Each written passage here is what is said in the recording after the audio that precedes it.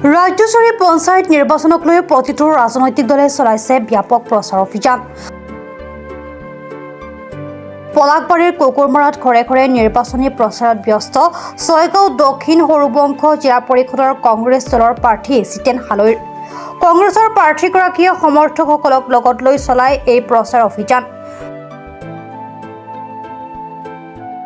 ছয়গাঁও দক্ষিণ সৰুবংশৰ জিলা পৰিষদৰ দ্বিতীয় পৰ্যায়ত অহা 7 মেত অনুষ্ঠিত হ'ব পঞ্চায়ত নিৰ্বাচন। বিজেপি চৰকাৰৰ কাম কাজক সমালোচনা কৰি অৰুণোদয় আঁচনিৰ লগতে অন্যান্য আঁচনিসমূহত ব্যাপক খেলিমেলিৰ অভিযোগ উত্থাপন কৰে আৰু উন্নয়নৰ স্বাৰ্থত ৰাইজে সমৰ্থন প্ৰদান কৰিব বুলি আশা প্ৰকাশ প্ৰাৰ্থীগৰাকীৰ। খুব ভাল। এইবাৰ পঞ্চায়ত নিৰ্বাচনত চৰকাৰৰ বিৰুদ্ধে এটা পদক্ষেপ লৈছে ৰাইজে যে এইখন চৰকাৰে যিমান যাতনা দিব লাগিছে মানুহক জাতি মাতি ভেটি ৰক্ষা কৰাৰ এই চৰকাৰখনে সেই শিলহাকৰ সেই 1203 ঘৰ মানুহক কেনেকৈ উচ্ছেদ কৰিলে সেই কথা আপোনালোকে নজনা নহয়। গতিকে এনেকুৱা ধৰণৰ এখন কুলাংগাৰ চৰকাৰ বুলি ক'ব লাগিব। যেনেকৈ ভাল এজন মানুহৰ ল'ৰাই কুলাংগাৰ হ'লে তেওঁৰ মাটি বাৰী বিক্ৰী কৰি নিজৰ চখ নিজৰ সুখ শান্তিত থাকিবলৈ মাটি বিক্ৰী কৰিবলৈ কুণ্ঠাবোধ নকৰে, ঠিক তেনেকুৱা এইখন চৰকাৰেও আমাৰ মাটি বিক্ৰী কৰি আমাৰ ৰাইজক ঘিউ খুৱাই আছে যেন লাগে। গতিকে এইখন চৰকাৰে কিনো ভাল কাম কৰিছে, কেইখনমান দলং বান্ধিছে, সেইখন চৰকাৰে আমাৰ কংগ্ৰেছ চৰকাৰেও বান্ধিছিল। সেই দলং বান্ধিলেই উন্নয়ন বোলাটো নাযায়, উন্নয়ন বুলিব নোৱাৰি।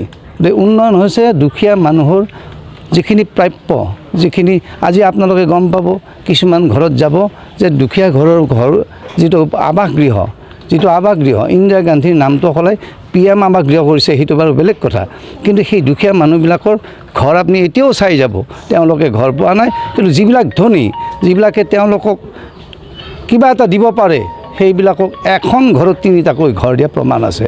গতিকে এনেকুৱা ধৰণৰ এখন চৰকাৰক ৰাইজে এবাৰ উৎখাত কৰিব। আৰু এতিয়া দেখিছোঁ মই অৰুণোদয় দিছে, সেই চৰকাৰী আঁচনি সকলোৱে পোৱাৰ যোগ্য। বিধৱাসকলৰো অৰুণোদয় কাটি দিছে, কিহৰ কাৰণে? এই বিধৱা মই পালোঁ, সিদিনা মই জীয়াকুলত পাইছোঁ 19 গৰাকী বিধৱা মাইকীৰ অৰুণোদয় কাটি দিছে। আমাৰ গাঁৱতে 2 গৰাকী বিধৱা সৰু ল'ৰা, তেওঁলোকৰ অৰুণোদয় কাটি, কি কাৰণে তেওঁলোকে দুখীয়া মানুহক অৰুণোদয় দি পেলাই আকৌ পিছত কাটি দিয়ে। এই প্ৰক্ৰিয়াটো আচলতে তেওঁলোকৰ ভোট বেংকৰ যেন লাগে।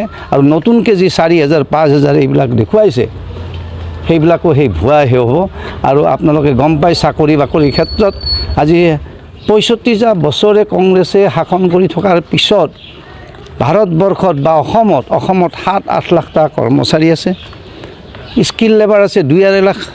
গতিকে এইবিলাক এপইণ্টমেণ্ট, এইবিলাকৰ নিযুক্তি কোনে দিছিল? কংগ্ৰেছ চৰকাৰে দিছিল। এতিয়া তেওঁলোকে 80-85 হাজাৰ চাকৰি দি 10টা বছৰত তেওঁলোকে দেখুৱাইছে যে গোটেই এই 7-8 লাখ চাকৰিয়াল তেওঁলোকেই যেন নিযুক্তি দিছে। এয়া অপপ্ৰচাৰ। গতিকে তেওঁলোকে 10 বছৰত 85 হাজাৰ আৰু আমি 60-65 বছৰত আমি 8 লাখ 9 লাখ চাকৰিয়ালক আমি নিযুক্তি দিছোঁ। গতিকে সেইটো কংগ্ৰেছক সমালোচনা কৰাত তেওঁলোকৰ অধিকাৰ নাই। প্ৰতিদ্বন্দ্বিতা এতিয়া দেখিছোঁ, এতিয়া ইজি মানিৰ প্ৰক্ৰিয়া চলি আছে। অৰ্থাৎ ডেকা ল'ৰা কিছুমানে বিজেপি কৰিছে, তেওঁলোকে একো নাজানে বস্তুৰ মূল্য বাঢ়িছে নে নাই, তেওঁলোকে অৰ্থনৈতিক জ্ঞান অলপ কম, তেওঁলোকৰ অৰ্থনৈতিক জ্ঞান কম কাৰণে তেওঁলোকে এই যে দলীয় মানুহবিলাকে পইচা যাই আছে, তেওঁলোকক 500-1000 টকা দিয়ে আৰু ভোটটো দিবৰ কাৰণে উঠি পৰি লাগে। তাৰ বাহিৰে তেওঁলোকে ঘৰৰ চিন্তা নকৰে। ঘৰৰ মুখিয়ালজনে কিমান কষ্ট কৰি তেওঁলোকৰ বস্তু বাহানি কিনি, খাদ্য সামগ্ৰী কিনি ঘৰখন চলাই আছে, সেই কথা চিন্তা কৰিবলৈ তেওঁলোকৰ সময় নাই। গতিকে ডেকা ল'ৰাসকলক মই ইয়াৰ মাজেৰে অনুৰোধ জনাইছোঁ, তেওঁলোকে যেন এই ভুৱা প্ৰতিশ্ৰুতিত, ভুৱা ইজি মানি আশা নকৰি তেওঁলোকে যেন সঁচা পথত, আমাৰ উন্নয়নৰ পথত গতি কৰে। তাৰ বাবে মই বিজেপি কৰ্মীসকলকো অনুৰোধ জনাইছোঁ। আৰু এজিপিটো আমাৰ কেণ্ডিডেট নাই কাৰণে তেওঁলোকক সুস্থিৰ বিবেচনা মৰ্মে ভোট দিবৰ কাৰণে মই আহ্বান জনাইছোঁ। ধন্যবাদ।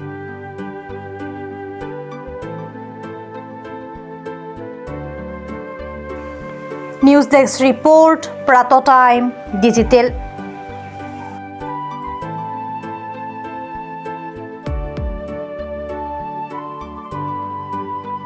ট্ৰাইডেণ্ট একাডেমীত বিজ্ঞান বাণিজ্য অথবা কলা যি ক্ষেত্ৰই হওক ট্ৰাইডেণ্ট একাডেমীয়ে শক্তিশালী একাডেমিক আধাৰৰ সৈতে ছাত্ৰ ছাত্ৰীক আত্মবিশ্বাস আৰু লক্ষ্যৰে আগবাঢ়ি যাবলৈ সহায় কৰে।